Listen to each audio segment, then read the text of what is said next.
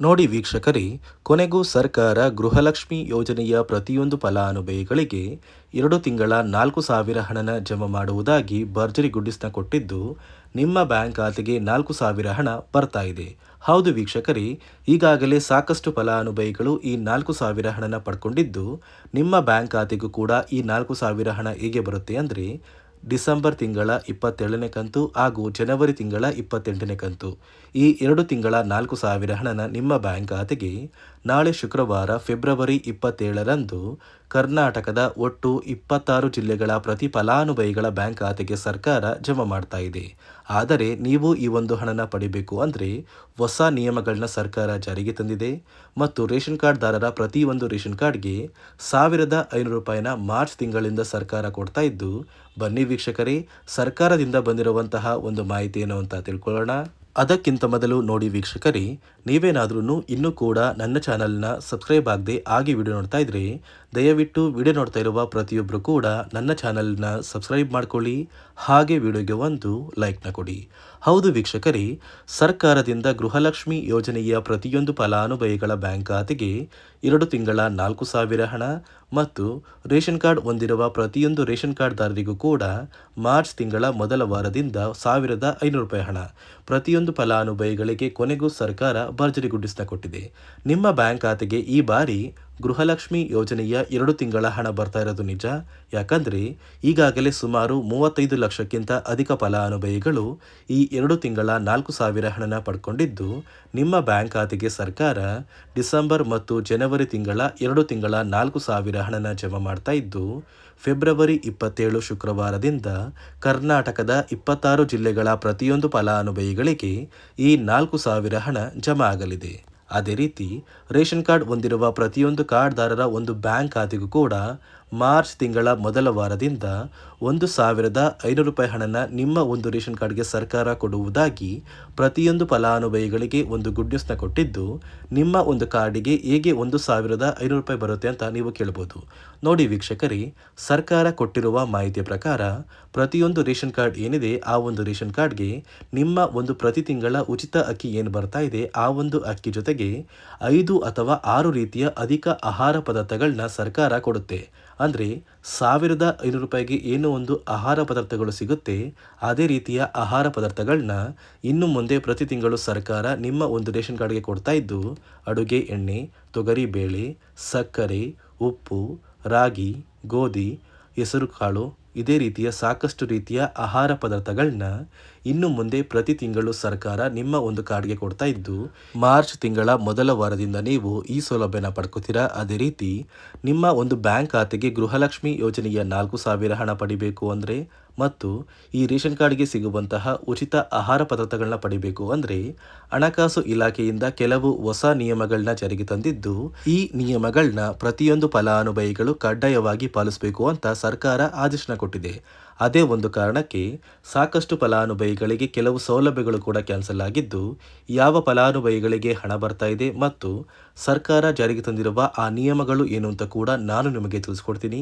ಅದಕ್ಕಿಂತ ಮೊದಲು ನಾಳೆ ಶುಕ್ರವಾರ ಫೆಬ್ರವರಿ 27ರಂದು ಕರ್ನಾಟಕದ ಯಾವ 26 ಜಿಲ್ಲೆಗಳಿಗೆ 2 ತಿಂಗಳ ಗೃಹಲಕ್ಷ್ಮಿ ಯೋಜನೆಯ 4,000 ಹಣ ಬರ್ತಾ ಇದೆ ಅಂದರೆ, ಮೊದಲಿಗೆ ಬಾಗಲಕೋಟೆ, ಬೆಂಗಳೂರು ನಗರ, ಬೆಂಗಳೂರು ಗ್ರಾಮಾಂತರ, ಬೆಳಗಾವಿ, ವಿಜಯಪುರ, ಧಾರವಾಡ, ರಾಮನಗರ, ಚಿಕ್ಕಬಳ್ಳಾಪುರ, ಚಿತ್ರದುರ್ಗ, ಹಾವೇರಿ, ಉತ್ತರ ಕನ್ನಡ, ಕೋಲಾರ, ಶಿವಮೊಗ್ಗ, ತುಮಕೂರು, ಬಳ್ಳಾರಿ, ಚಾಮರಾಜನಗರ, ಚಿಕ್ಕಮಗಳೂರು, ಬೀದರ್, ಕಲಬುರಗಿ, ದಕ್ಷಿಣ ಕನ್ನಡ, ಹಾಸನ, ಕೊಪ್ಪಳ, ರಾಯಚೂರು, ಕೊಡಗು, ಮಂಡ್ಯ, ಯಾದಗಿರಿ, ವಿಜಯನಗರ, ಮೈಸೂರು ಮತ್ತು ಉಡುಪಿ ಈ ಜಿಲ್ಲೆಗಳ ಪ್ರತಿಯೊಂದು ಫಲಾನುಭವಿಗಳಿಗೆ ಸರ್ಕಾರ ಒಟ್ಟು 2 ತಿಂಗಳ ಗೃಹಲಕ್ಷ್ಮಿ ಯೋಜನೆಯ 4,000 ಹಣನ ಜಮಾ ಮಾಡ್ತಾ ಇದ್ದು, ನಿಮ್ಮ ಬ್ಯಾಂಕ್ ಖಾತೆಗೆ ಫೆಬ್ರವರಿ ಅಂತ್ಯದಷ್ಟರಲ್ಲಿ ಪ್ರತಿಯೊಬ್ಬರು ಈ 4,000 ಹಣನ ಪಡ್ಕೋತೀರಾ. ಮಾರ್ಚ್ ತಿಂಗಳ ಮೊದಲ ವಾರದಲ್ಲಿ ಫೆಬ್ರವರಿ ತಿಂಗಳ 29ನೇ ಕಂತಿನ ಹಣ ಕೂಡ ಜಮಾ ಆಗುತ್ತೆ. ನೋಡಿ ಸ್ನೇಹಿತರೆ, ಈ ಬಾರಿ ಸುಮಾರು 1 ಲಕ್ಷಕ್ಕಿಂತ ಅಧಿಕ ಫಲಾನುಭವಿಗಳ ಬ್ಯಾಂಕ್ ಖಾತೆಗೆ ಸರ್ಕಾರ ಗೃಹಲಕ್ಷ್ಮಿ ಯೋಜನೆಯ ಹಣನ ಜಮಾ ಮಾಡ್ತಾ ಇಲ್ಲ. ಕಾರಣ ಏನು ಅಂದರೆ, ನಿಮ್ಮ ಬ್ಯಾಂಕ್ ಖಾತೆಗೆ ಡೆಬಿಟ್ ಮೂಲಕ ಹಣ ಜಮಾ ಮಾಡುವಂತಹ ಸಂದರ್ಭದಲ್ಲಿ ಸರ್ಕಾರ ಸಾಕಷ್ಟು ಫಲಾನುಭವಿಗಳ ಒಂದು ಬ್ಯಾಂಕ್ ಖಾತೆಗೆ ಹಣ ಜಮಾ ಮಾಡೋದನ್ನು ಕ್ಯಾನ್ಸಲ್ ಮಾಡಿದೆ. ಯಾಕಂದರೆ ಇತ್ತೀಚೆಗೆ ಹಣಕಾಸು ಇಲಾಖೆ ಜಾರಿಗೆ ತಂದಿರುವ 5 ನಿಯಮಗಳ ಆಧಾರದ ಮೇಲೆ ಪ್ರತಿಯೊಂದು ಫಲಾನುಭವಿಗಳಿಗೆ ಸರ್ಕಾರ ಈ ಒಂದು ಹಣನ ಜಮಾ ಮಾಡ್ತಾ ಇದ್ದು, ಯಾರೆಲ್ಲ ಫಲಾನುಭವಿಗಳು ಈ ನಿಯಮಗಳನ್ನ ಪಾಲಿಸಿಲ್ಲ, ನಿಮ್ಮ ಬ್ಯಾಂಕ್ ಖಾತೆಗೂ ಕೂಡ ಹಣ ಜಮಾ ಆಗೋದಿಲ್ಲ.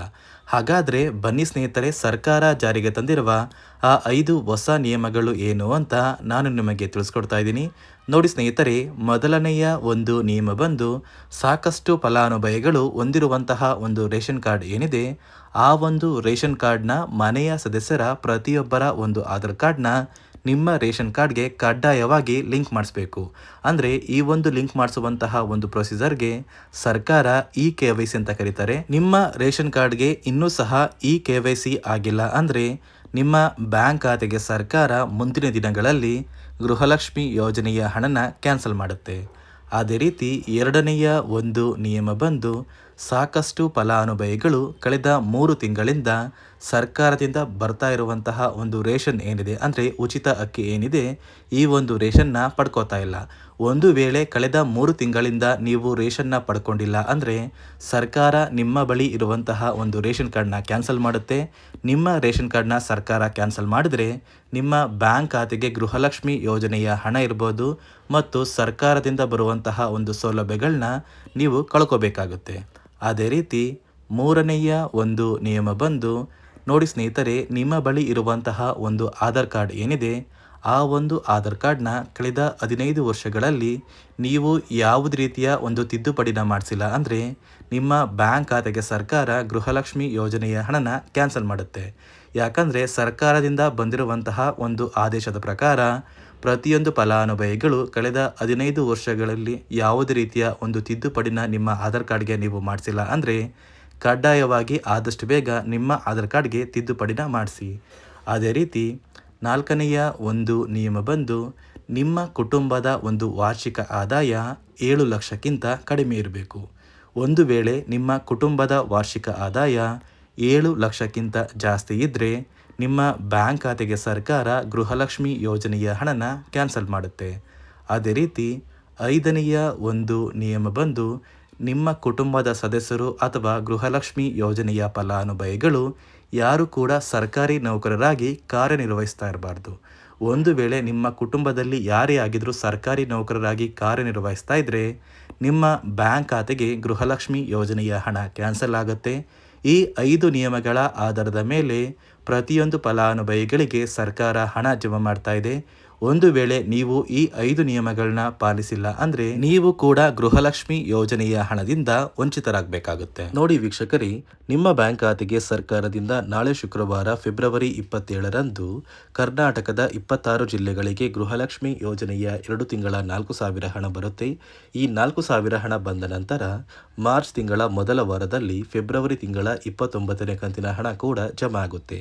ಅದೇ ರೀತಿ ರೇಷನ್ ಕಾರ್ಡ್ ದಾರರ ಒಂದು ರೇಷನ್ ಕಾರ್ಡಿಗೆ 5ರಿಂದ 6 ರೀತಿಯ ಆಹಾರ ಪದಾರ್ಥಗಳನ್ನ ಇನ್ನು ಮುಂದೆ ಪ್ರತಿ ತಿಂಗಳು ಸರ್ಕಾರ ಕೊಡುತ್ತೆ ಅಂತ ಹೇಳ್ತಾ, ಇದಿಷ್ಟು ಸರ್ಕಾರದಿಂದ ಬಂದಿರುವ ಹೊಸ ಮಾಹಿತಿ ಆಗಿದೆ.